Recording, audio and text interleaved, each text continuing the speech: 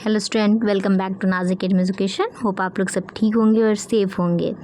तो क्वेश्चन है स्टूडेंट का कि do I have to give improvement in all subject और ओनली इन 1 और 2 सब्जेक्ट। तो मैं आपको क्लियर कर दूँ बच्चा, ये 1 और 2 सब्जेक्ट का इम्प्रूवमेंट होता ही नहीं है। आप अगर किसी सब्जेक्ट में फ़ेल हो, यानी कि आपको हम जानते हैं ना कि बोर्ड में हमें 35 मार्क्स चाहिए होते हैं किसी भी सब्जेक्ट को पास करने के लिए।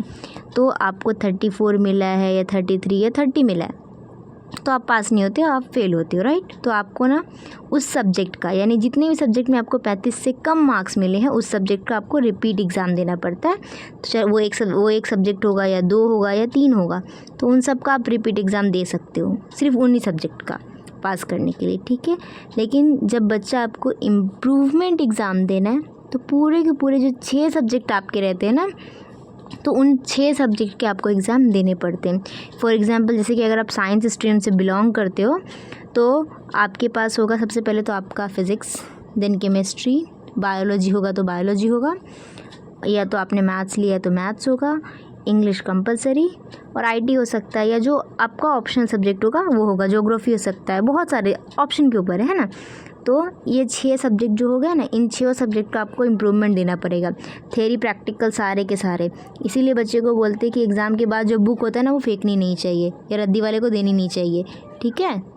तो आप भी तो इसीलिए बुक संभाल के रखा करो। अगर हाँ, सबसे इम्पोर्टेंट यही कि अगर आपको इम्प्रूवमेंट देना है तो जो बुक्स हैं सबसे पहले जो प्रैक्टिकल बुक्स हैं उनको संभाल कर रखना, ठीक है, क्योंकि आपको वही बुक लगेगी, दोबारा नई बनाने की ज़रूरत नहीं पड़ती है, वही देना पड़ता है, वही आप दे दोगे तो हो जाता है, उसी से काम हो जाता है, ठीक है। तो आपको 6 के 6 सब्जेक्ट का इम्प्रूवमेंट देना पड़ेगा, सारे के सारे सब्जेक्ट का, ठीक है।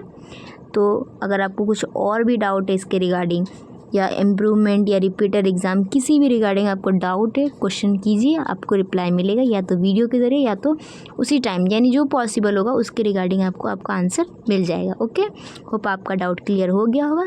सो मिलते हैं नेक्स्ट वीडियो में, and all the very best for your improvement exam. मिलते हैं नेक्स्ट वीडियो में। Bye and take care.